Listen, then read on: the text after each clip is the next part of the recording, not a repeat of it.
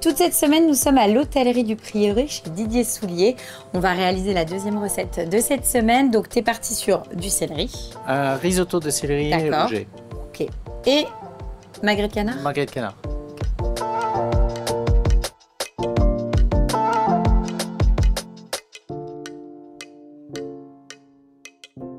Donc là, pour notre risotto, un petit peu d'huile d'olive. Un peu d'huile d'olive. Et on met tout de suite les échalotes. Ciselées. Que tu as ciselées au préalable.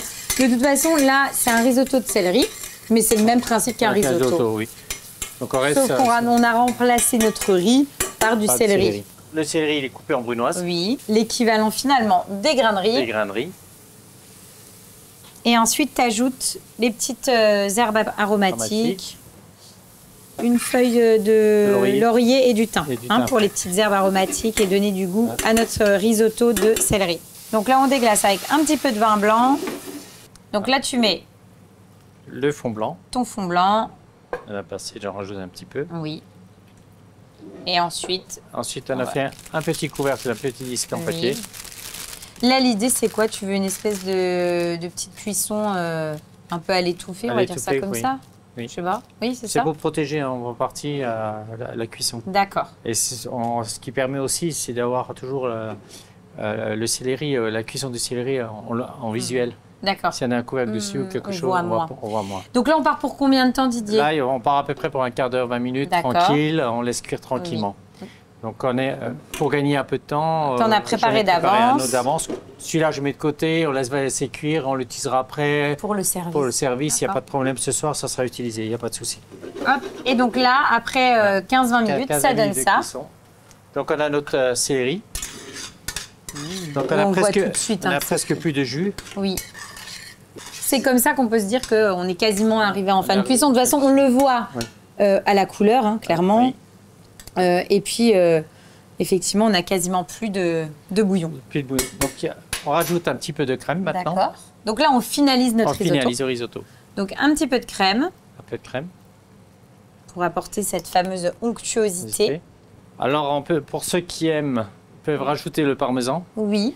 Moi, j'en mets pas parce que souvent, j'ai des personnes qui sont allergiques à certains produits ou certaines choses. Oui, au fromage. Au fromage.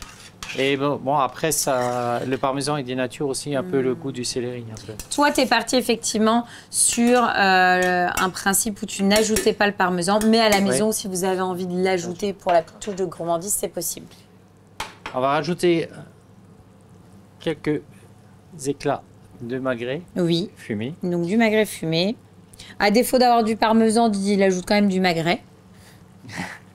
Donc là, tu as pris une poêle, tu as commencé à la faire chauffer. Un petit peu d'huile d'olive. Donc ça, c'est pour cuire nos rougets. Donc là, tu comptes un filet par personne. On est sur une entrée. Et donc là, côté pot, on y va. Donc là, c'est très très rapide comme cuisson parce que le rouget, le filet, il est assez fin. Et ça va très vite. Donc on va essayer de finir la sauce. Et en parallèle, on fait la sauce. Donc là, c'est une sauce... Alors c'est quoi? C'est un fond de quoi là que t'as? Alors c'est une sauce qui est faite à base de vin rouge, échalotes, fumée de poisson qu'on fait réduire. Après, on additionne un peu de fond de veau et on la monte au beurre. Filtré, monté beurre. Donc là, c'est bon. Côté pot, on a une belle coloration. Hop, du rouget. Et là, côté chair, et là, on ajoute un petit peu de ciboulette ciselée pour apporter un peu de couleur. Petite touche de verdure. Là, nous, on va terminer notre sauce. On la monte au beurre. Et puis, on n'a plus qu'à dresser et à goûter. Donc là, c'est parti pour le dressage. Donc là, tu as cerclé pour faciliter le montage de ton risotto. Je rajoute un petit peu de magret par-dessus. Donc là, hop, le rouget. Et tu finis donc avec, la réduction. Ta petite sauce. On n'a pas l'habitude d'avoir des sauces à base de vin rouge pour le poisson. Et pourtant, c'est bon. Pourtant, c'est très bon, c'est très goûteux. Petite touche de verdure.